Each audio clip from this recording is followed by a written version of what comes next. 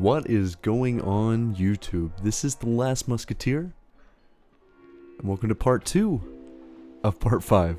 So, you may have thought this was only going to be 2 if you clicked on early. Well, once again, I goofed. So, this is being cut into 3 again. And the main reason is because, well, I wanted to talk a little bit more about my failures and how I changed them in this video, because people had asked me to show some of them and how I worked around certain situations, because I don't show my failures enough. That is true.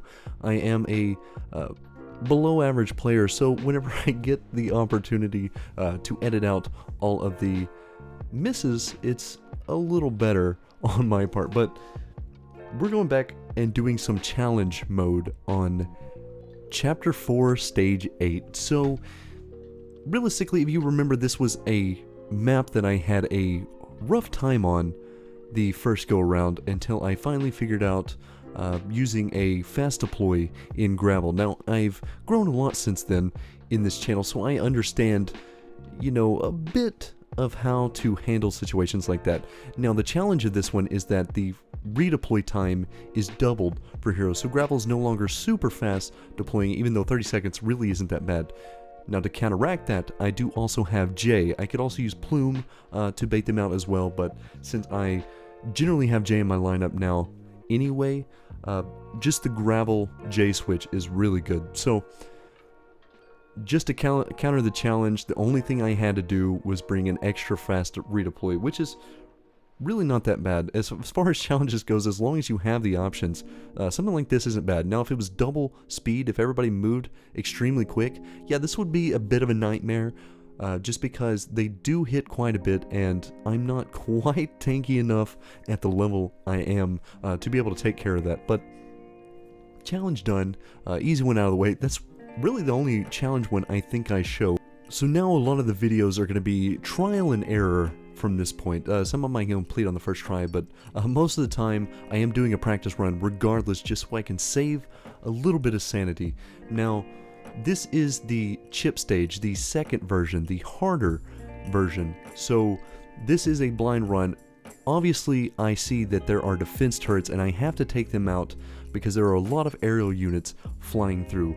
My biggest downfall right away is that I put 2 of my range users on the bottom side. I know I'm going to have to put them up top, because otherwise, with that defense in the way, it's going to be a bit of a problem to take care of. So I'm leveling up Firewatch, which I got in the last video, because I thought she has an insane range. She has the nuke tag, which I don't think I've actually leveled anyone with the nuke tag until this, but I really wanted to try her out and see what she's capable of. So I figured, you know, this might be a good opportunity to work around that. So my first thought is I have to take out the defense drone as quick as possible. So what I did was I switched Click and then Mostima into my lineup so that I could get them to take out the turret first. So since they don't have to really care about the extra defense, I can take out that first turret and they still have the range to take out the second one. The best part about Mostima not having as much range, as long as she's attacking one in the square next to it, she can destroy that as well. So that was the only real improvement I had to make to my squad. Now, I did run the practice run I think a couple more times. I didn't show that. I wanted to show the first one and talk about what I did to replace it, because the other 2 were just experimenting with where I'm placing my snipers, just to see if they're going to do enough damage or survive long enough to take out the defense bot. But this change itself was the best, because Mostima and Click could not be destroyed by the first turret that came through. Now, that big turret is a little something new that I'm not used to, though it wasn't that hard to take care of. Once I figured out what kind of damage it was capable of doing, I could adjust my lineup accordingly. So Firewatch is actually a really, really cool hero. I like the nuking potential that she has, though I am going to have to experiment with ways of making it better.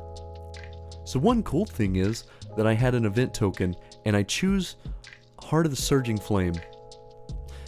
Now, the thing about it is, it looked a little familiar to me, and I wasn't sure why. And then I played it.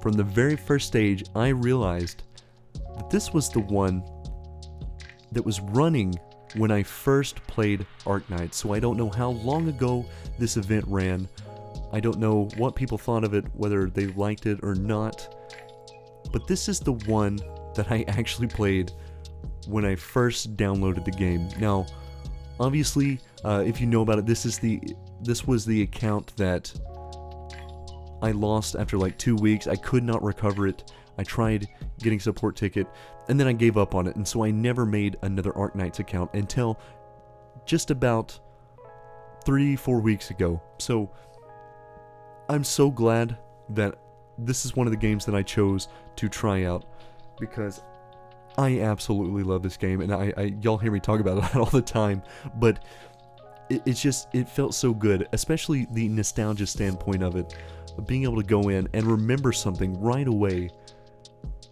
and just, it felt good. So, you know, I had to talk about it. Also, Stage 4 of this event is the one that I was stuck on my original account, so that gives you an idea of how far I got. It wasn't very far, because this stage is recommended level of 40, which means if I'm failing it then, I probably didn't have a very good account. And I also had thorns, of course, not E2, so, you know, there's that, and I had Blaze as well, so if I'm struggling with this map with those two heroes, that's a little rough. And of course, ironically, I end up leaking one of them, so I guess nothing has changed. I'm still just as dumb as I was before. But really, I was so focused on watching whether Gabriel could pull off that cliff that I just did not notice that there was 2 of them running simultaneously on the right side. That's my own fault.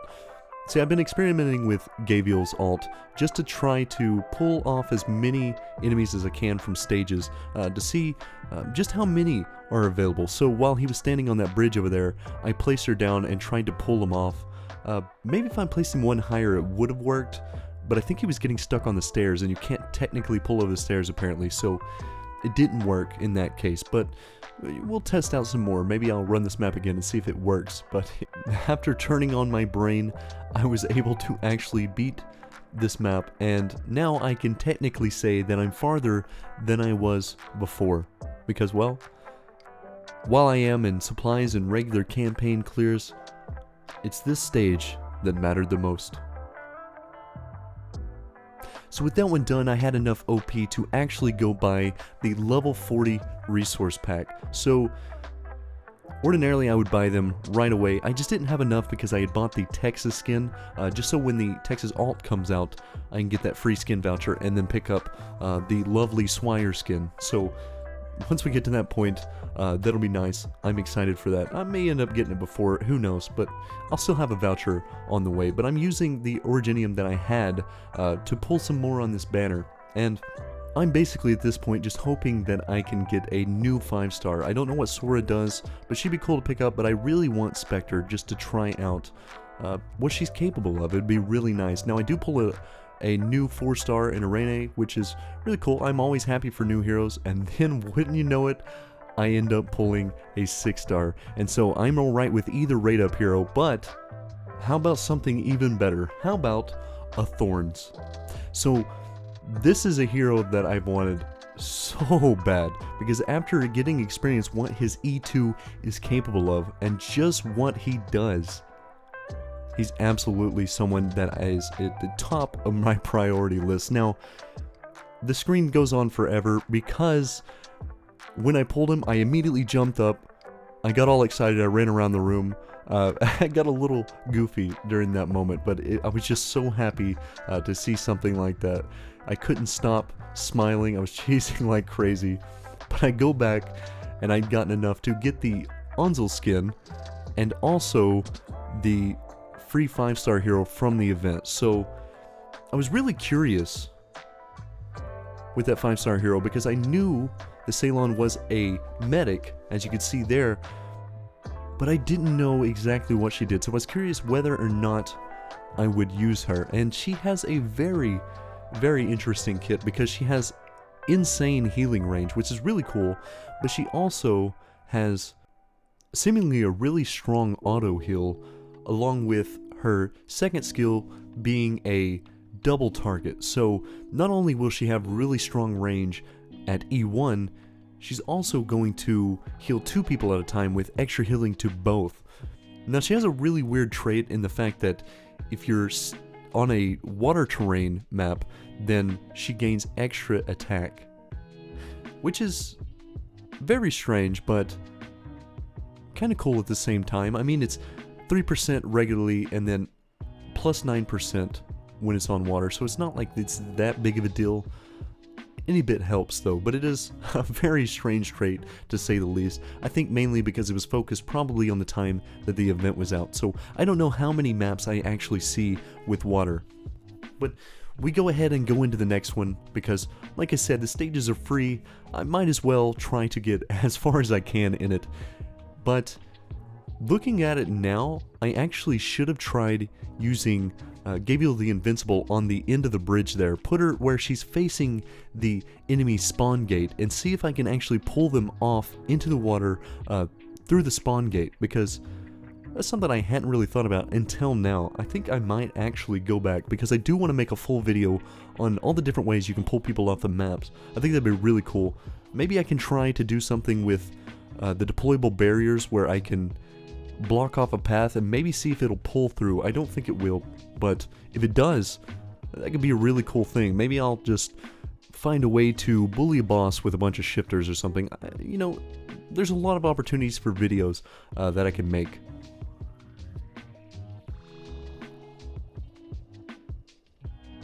Now also, I probably talked about it before, but thank you for everyone from the stream that recommended Cruz, because Cruz has actually been in my lineup quite often lately, actually probably more than Blue Poison, though Blue Poison just really needs some more levels and probably is going to be a lot more effective going forward, especially from the E2 standpoint.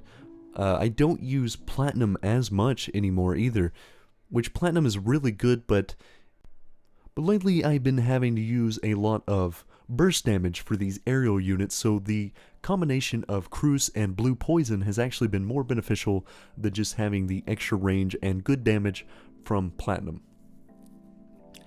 Now 5.3, this is actually where I was stuck at on the campaign in the last video. So I haven't done campaign as much in this week of the series because, well, I was focused a lot on the event and doing some of the clears with that, also doing some integrated strategies along with a little bit of the annihilation mission, so there wasn't a heavy focus on campaign. Plus I'm trying to get a lot of resources to actually get some decent levels, because at this point I'm starting to notice that I'm having a bit of a damage and health problem, because I can do good placements. Obviously if I place correctly, the damage and health isn't as big of a deal, but I'm running into maps that are recommended for Elite 2 level 10, which means the enemies are going to start hitting pretty hard, they're going to come out fast. It's all about timing of beating certain units before another one comes out, because that could be the difference in whether or not you get enough block or you end up losing a match. Now I threw Jay on the top left to get rid of him, Moose on the top right, and I knew she wasn't going to take him out. I just wanted him low so that when he walks forward, Gabriel the Invincible will pull him in and take quick care of him so that I don't have to really worry about him coming up to the back and hitting both my healer and Gabriel at the same time. Now Cantabile does go down. That is my fault. I didn't take her off the battlefield in time. Cruz will also meet the same fate. I do apologize. I'm a bit of a bad doctor, so bear with me as time goes on. Their lives will not be so much as pawns anymore, but I drop Jay after the other caster gets out of range because I knew the only way to keep him alive long enough to get a skill off and take out this one guaranteed was to time it between the other one walking out of the gate and him getting out of range. So Perfumer had to be sacrificed there to do that job. So in that part I do apologize, but she knows the risks and she was willing to take them to keep the team safe, so I do appreciate that. You will not be forgotten.